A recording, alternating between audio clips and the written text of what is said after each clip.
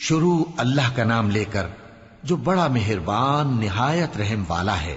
یاسین، قسم ہے قرآن کی جو حکمت سے بھرا ہوا ہے۔ اے محمد صلی اللہ علیہ وآلہ وسلم، بے شک تم پیغمبروں میں سے ہو، سیدھے رستے پر ہو۔ یہ قرآن غالب و مہربان کا نازل کیا ہوا ہے تاکہ تم ان لوگوں کو جن کے باپ دادا کو خبردار نہیں کیا گیا تھا خبردار کر دو کہ وہ غفلت میں پڑے ہوئے ہیں۔ ان میں سے اکثر پر اللہ کی بات پوری ہو چکی ہے، سو وہ ایمان نہیں لائیں گے۔ ہم نے ان کی گردنوں میں طوق ڈال رکھے ہیں اور وہ ٹھوڑیوں تک پھنسے ہوئے ہیں، تو ان کی گردنیں اکڑی ہوئی ہیں، اور ہم نے ان کے آگے بھی دیوار بنا دی اور ان کے پیچھے بھی، پھر ان پر پردہ ڈال دیا تو یہ دیکھ نہیں سکتے۔ اور تم ان کو خبردار کرو یا نہ کرو، ان کے لیے برابر ہے، یہ ایمان نہیں لائیں گے۔ تم تو صرف اس شخص کو خبردار کر سکتے ہو جو اس نصیحت یعنی قرآن کی پیروی کرے اور رحمان سے غائبانہ ڈرے، سو اس کو مغفرت اور بڑے ثواب کی بشارت سنا دو۔ بے شک ہم مردوں کو زندہ کریں گے، اور جو کچھ وہ آگے بھیج چکے اور جو ان کے نشان پیچھے رہ گئے ہم ان کو قلم بند کر لیتے ہیں، اور ہر چیز کو ہم نے کتاب روشن یعنی لوح محفوظ میں لکھ رکھا ہے۔ اور ان سے گاؤں والوں کا قصہ بیان کرو جب ان کے پاس پیغمبر آئے، یعنی جب ہم نے ان کی طرف 2 پیغمبر بھیجے تو انہوں نے ان کو جھٹلایا، پھر ہم نے تیسرے سے تقویت دی تو انہوں نے کہا کہ ہم تمہاری طرف پیغمبر ہو کر آئے ہیں۔ وہ بولے کہ تم اور کچھ نہیں مگر ہماری طرح کے آدمی ہو، اور رحمان نے کوئی چیز بھی نازل نہیں کی، تم محض جھوٹ بولتے ہو۔ انہوں نے کہا کہ ہمارا پروردگار جانتا ہے کہ ہم تمہاری طرف پیغام دے کر بھیجے گئے ہیں، اور ہمارے ذمے تو صاف صاف پیغام پہنچا دینا ہے اور بس۔ وہ بولے کہ ہم تم کو اپنے لیے منحوس سمجھتے ہیں، اگر تم باز نہ آؤ گے تو ہم تمہیں سنسار کر دیں گے اور تم کو ہم سے دکھ دینے والا عذاب پہنچے گا۔ انہوں نے کہا کہ تمہاری نحوست تمہارے ساتھ ہے، کیا اس لیے کہ تم کو نصیحت کی گئی؟ نہیں، بلکہ تم ایسے لوگ ہو جو حد سے تجاوز کر گئے ہو۔ اور شہر کے پرلے کنارے سے ایک آدمی دوڑتا ہوا آیا، کہنے لگا کہ اے میری قوم، پیغمبروں کے پیچھے چلو، ایسوں کے جو تم سے صلہ نہیں مانگتے اور وہ سیدھے رستے پر ہیں۔ اور میں کیوں اس ذات کی پرستش نہ کروں جس نے مجھے پیدا کیا اور اسی کی طرف تم کو لوٹ کر جانا ہے؟ کیا میں اس کو چھوڑ کر اوروں کو معبود بناؤں کہ اگر رحمان مجھے نقصان پہنچانا چاہے تو ان کی سفارش مجھے کچھ بھی فائدہ نہ دے سکے اور نہ وہ مجھے چھڑا ہی سکیں؟ تب تو میں کھلی گمراہی میں پڑ گیا۔ میں تو تمہارے پروردگار پر ایمان لایا ہوں، سو میری بات سن رکھو۔ حکم ہوا کہ بہشت میں داخل ہو جا۔ بولا کاش میری قوم کو پتا چل جائے کہ میرے رب نے مجھے بخش دیا اور مجھے عزت والوں میں شامل کیا، اور ہم نے اس کے بعد اس کی قوم پر کوئی لشکر نہیں اتارا اور نہ ہم اتارنے والے تھے۔ وہ تو صرف ایک چنگھاڑ تھی، سو وہ اس سے ناگہاں بجھ کر رہ گئے۔ بندوں پر افسوس کہ ان کے پاس جب کوئی پیغمبر آتا تو وہ اس سے تمسخر ضرور کرتے۔ کیا انہوں نے نہیں دیکھا کہ ہم نے ان سے پہلے بہت سے لوگوں کو ہلاک کر دیا تھا؟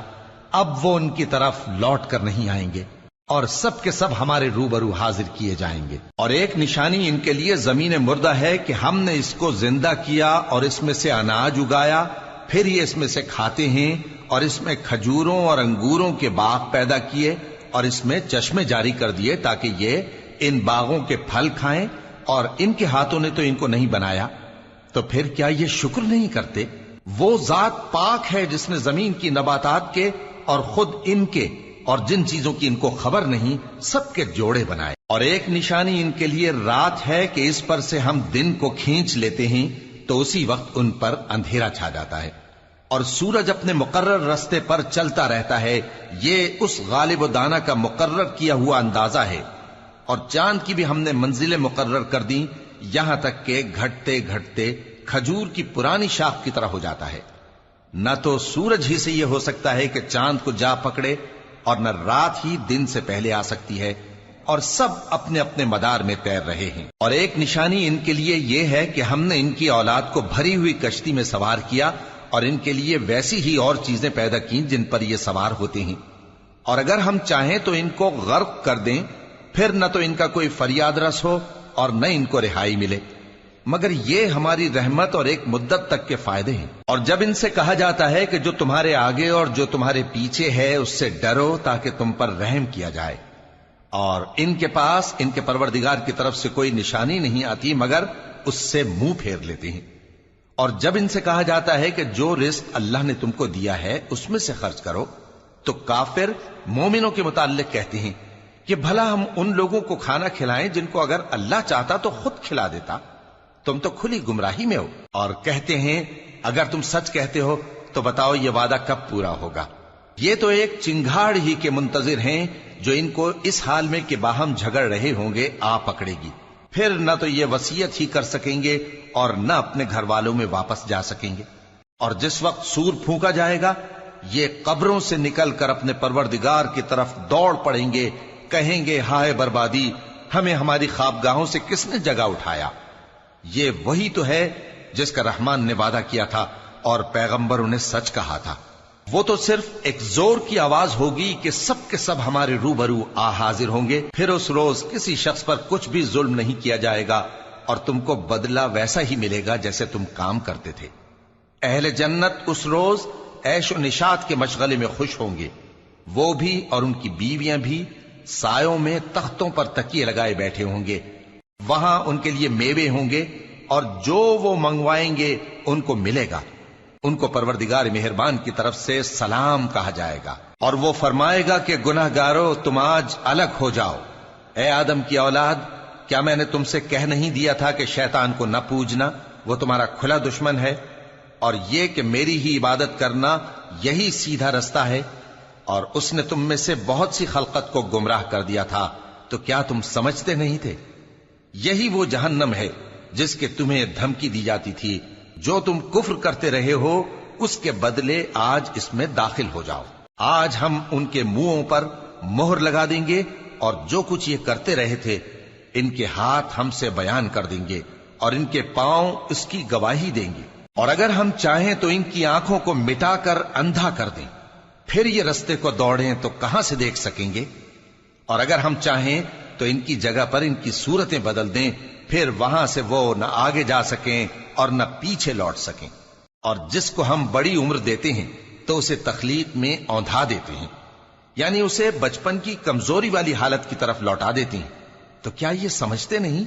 اور ہم نے ان کو یعنی اپنے پیغمبر صلی اللہ علیہ وآلہ وسلم کو شعر گوئی نہیں سکھائی، اور نہ وہ ان کو شایع ہی ہے، یہ تو محض نصیحت ہے اور صاف صاف قرآن ہے، تاکہ اس شخص کو جو زندہ ہو خبردار کرے اور کافروں پر بات پوری ہو جائے۔ کیا انہوں نے نہیں دیکھا کہ جو چیزیں ہم نے اپنے ہاتھوں سے بنائیں ان میں سے ہم نے ان کے لیے مویشی پیدا کر دیے اور یہ ان کے مالک ہیں، اور ان کو ان کے قابو میں کر دیا تو کوئی تو ان میں سے ان کی سواری ہے اور کسی کو یہ کھاتے ہیں، اور ان میں ان کے لیے اور فائدے اور پینے کی چیزیں ہیں، تو کیا یہ شکر نہیں کرتے؟ اور انہوں نے اللہ کے سوا اور معبود بنا لیے ہیں کہ شاید ان سے ان کو مدد پہنچے، مگر وہ ان کی مدد کی ہرگز طاقت نہیں رکھتے، اور وہ ان کی فوج بنا کر حاضر کیے جائیں گے تو ان کی باتیں تمہیں غمناک نہ کر دیں۔ یہ جو کچھ چھپاتے اور جو کچھ ظاہر کرتے ہیں ہمیں سب معلوم ہے۔ کیا انسان نے نہیں دیکھا کہ ہم نے اس کو نطفے سے پیدا کیا، پھر وہ تڑاک پڑاک جھگڑنے لگا اور ہمارے بارے میں مثالیں بیان کرنے لگا اور اپنی پیدائش کو بھول گیا، کہنے لگا کہ جب ہڈیاں بوسیدہ ہو جائیں گی تو ان کو کون زندہ کرے گا؟ کہہ دو کہ ان کو وہ زندہ کرے گا جس نے ان کو پہلی بار پیدا کیا تھا، اور وہ ہر طرح کی تخلیق کو جانتا ہے، وہی جس نے تمہارے لیے سبز درخت سے آگ پیدا کی، پھر تم اس کی ٹہنیوں کو رگڑ کر ان سے آگ نکالتے ہو۔ بھلا جس نے آسمانوں اور زمین کو پیدا کیا، کیا وہ اس بات پر قادر نہیں کہ ان کو پھر ویسے ہی پیدا کر دے؟ کیوں نہیں؟ اور وہ تو سب کچھ پیدا کرنے والا کامل علم والا ہے۔ اس کی شان یہ ہے کہ جب وہ کسی چیز کا ارادہ کرتا ہے تو اس سے فرما دیتا ہے کہ ہو جا، تو وہ ہو جاتی ہے۔